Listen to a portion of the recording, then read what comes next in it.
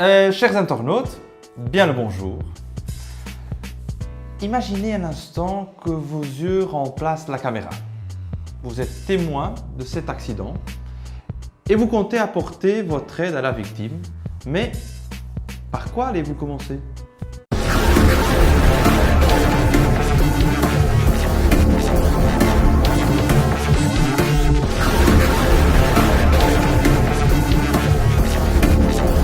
Dans cette vidéo, nous allons vous expliquer ce que sont les bilans en termes de secourisme. Nous distinguerons différents bilans exécutés quand nous tentons d'apporter notre aide face à une personne victime d'un accident ou encore d'un malaise.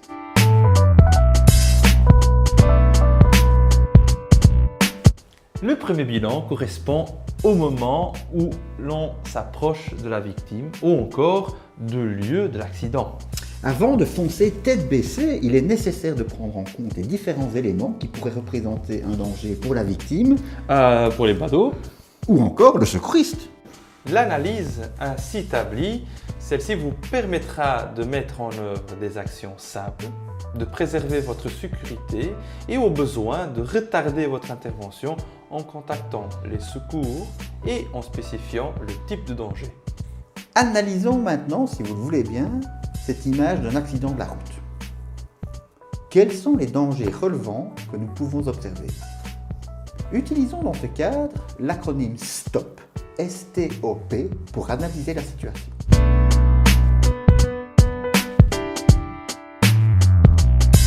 S comme S'arrêter. T comme Le temps à prendre pour ma sécurité. Bien. Le O maintenant. Observer la situation. Et que penses-tu du P ? Prendre en compte les facteurs environnementaux pour la sécurité générale. C'est bien dit. Bien.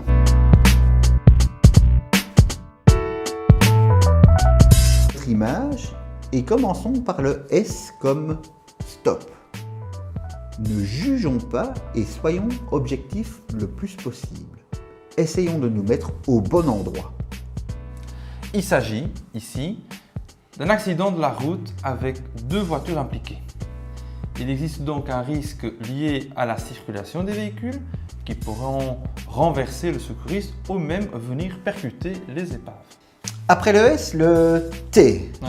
Donc le temps à prendre pour sa propre sécurité. Il faudra donc, au préalable, baliser sommairement mais efficacement les lieux pour éviter le suraccident et donc des lésions supplémentaires aux secouristes, victimes et autres badauds.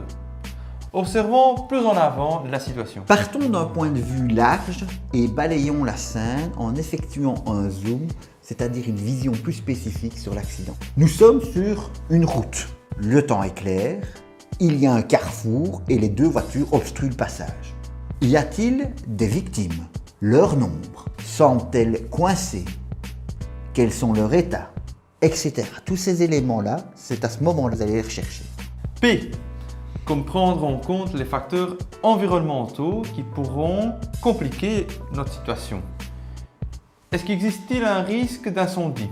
Y a-t-il des nappes d'essence au sol suite à une crevaison de réservoir ?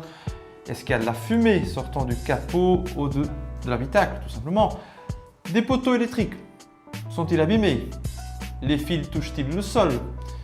Est-ce qu'une arme menace-t-il de tomber ? Voilà, tous ces facteurs à prendre en considération.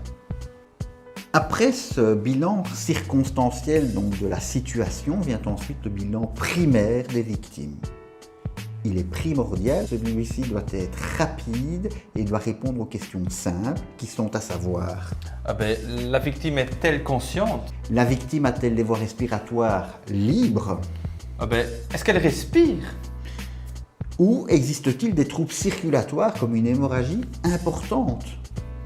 Ce n'est que suite au bilan circonstanciel et bilan primaire qu'il est intéressant d'appeler les secours de manière à avoir des moyens les plus adéquats à notre situation. Les éléments précis vont donc préciser le nombre d'ambulances envoyées sur place.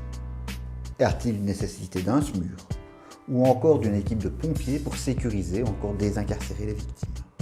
Voilà, cette vidéo est ainsi terminée. Nous espérons qu'elle t'aura appris ce qu'est exactement le bilan circonstanciel. C'était Seb. Et Pedro. Salut!